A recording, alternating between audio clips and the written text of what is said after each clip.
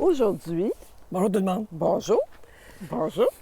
On est un petit peu excités parce qu'on a décidé, étant donné qu'on ne peut pas se rendre à Dawson à cause des feux, on a décidé de prolonger notre séjour à Whitehorse d'une journée de plus. On s'en va vers une expédition Dans une ville fantôme. à Canyon City.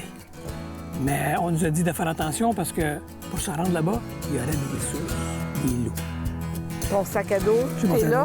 Bear spray, gourde, Chasse Chasse-moustique. moustique, c'est important pour moi. on y va. On y bye va. bye Casper, on se voit tout à l'heure. Hey!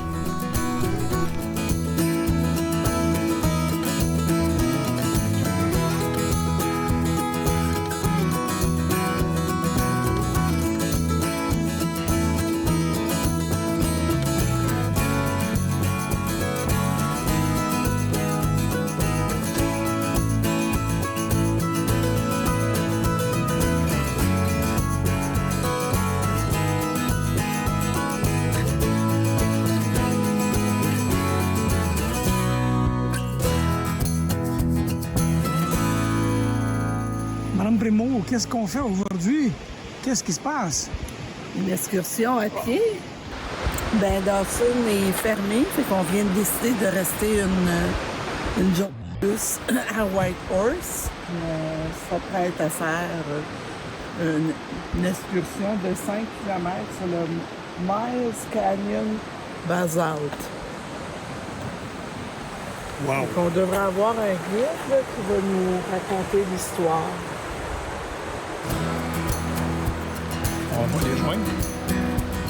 Je pense que le guide est en bas. Alors voilà, ce matin, nous faisons notre petite randonnée.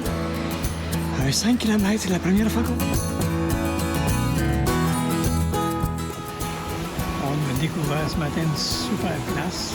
On s'en va avec des guides. Regardez-moi ça. On est en dessous d'un pont suspendu. On va le traverser tantôt. On va se rendre à l'ancienne ville, l'ancien village qui existait sur la rivière ici. Canyon City.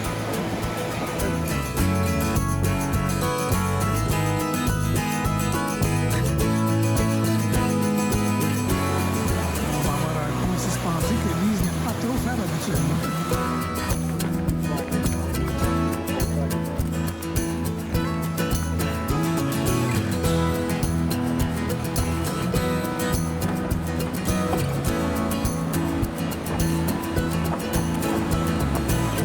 As-tu un beau coucou, Lise? Bye-bye.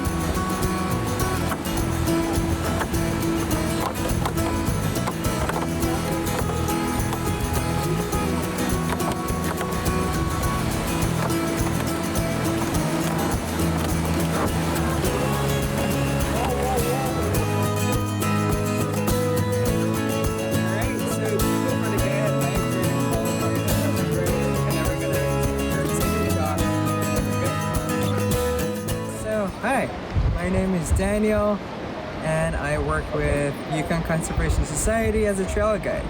So, where are we now? We are at Miles Canyon in Whitehorse in Yukon Territory. Okay, and why we call it Miles Canyon? Okay, that's a great question. So actually the canyon goes by two names. One is the Miles Canyon, which is more famous for. The other one is the Quanling Canyon. It was named Quanling after indigenous people who lived around here. They're called Quanling Dun. Quanling is that place that water goes through and it gets narrowed down, which is the definition of canyon, and Dun means people, so Quanling Dun, people living by the canyon. Okay. Many years ago, a U.S. Army officer came over to survey the Yukon River. For whatever reason, he named the canyon after his boss, General Miles, who do not have a good reputation. It's mainly racism and wars, so we prefer to call it the Quanling Canyon.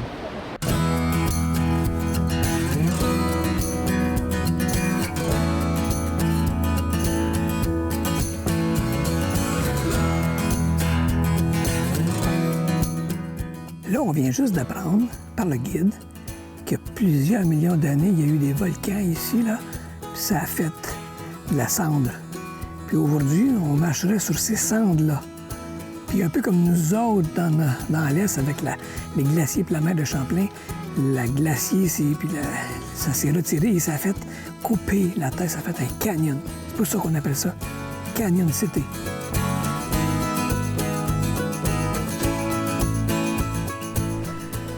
Si les guides ont noté la présence d'ours dans la région, c'est parce qu'on retrouve une plante avec une baie rouge. Ces plantes-là, en anglais, ils s'appellent soapberry.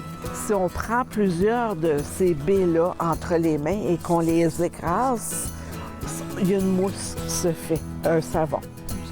C'est pour ça qu'on appelle ça soapberry.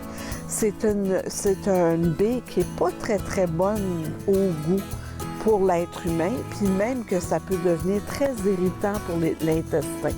Mais on dit, les ours en raffolent. And if you touch the bird, you'll get that white powder, which is a good sunscreen. Kind of like not super strong, SPF 15, but yeah.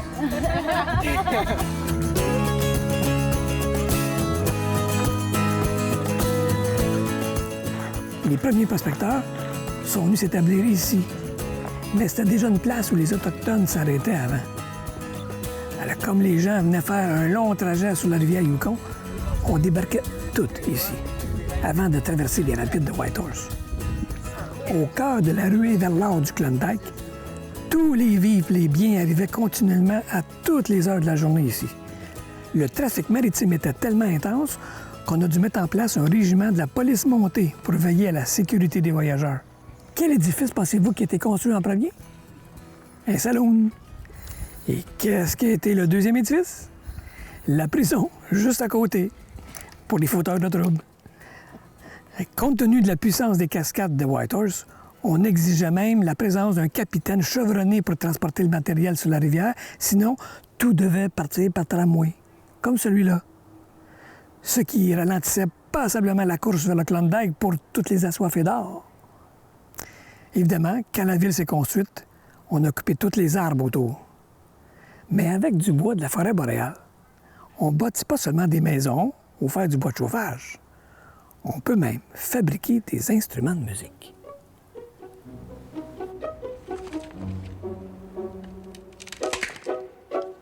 Un luthier, à l'oreille exercée et férue de sciences acoustiques, va faire chanter pour nous des conifères desséchés par un récent incendie.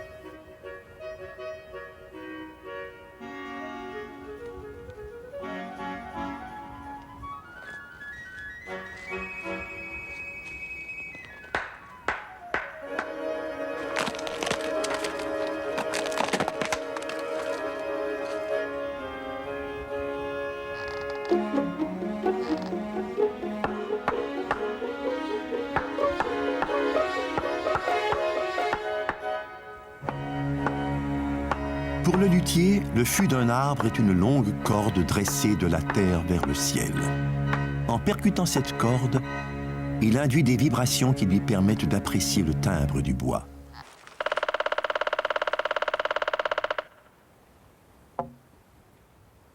Après avoir sélectionné des fûts au timbre intéressant, le luthier confie à chacun une note de la gamme. Les fûts les plus longs transmettent les sons graves, les plus courts, les sons aigus.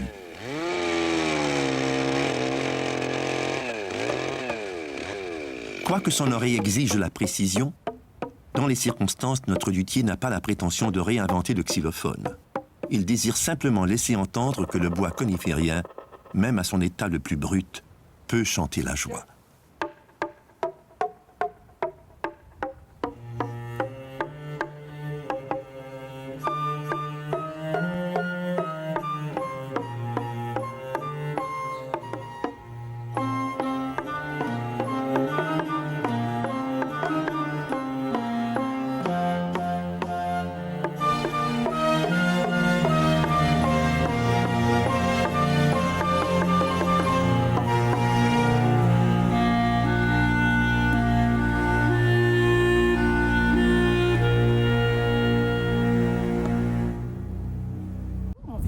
une belle expédition avec le regroupement, ça s'appelle le Yukon Association Conservation. C'est une petite balade de 2 heures. Ça n'a pas été facile, mais c'est tellement beau. On voit le pont suspendu, donc la balade commence au pont suspendu, puis on se promène un petit peu dans la forêt. Il y a une ville, le Mile Canyon City, qui est détruite, mais qui a été là durant la ruée vers l'art. Mais arrêtez, faites un petit spot ici, un arrêt. C'est un incontournable du Yukon, à Whitehorse.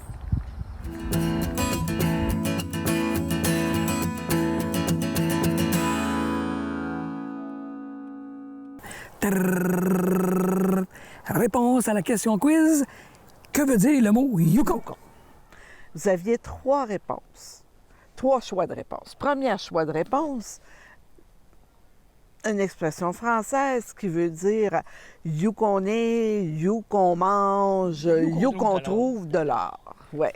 Deuxième choix. Deuxième choix, un mot anglophone que les femmes disaient souvent à leur mari quand ils étaient partis en prospection, « you gone ».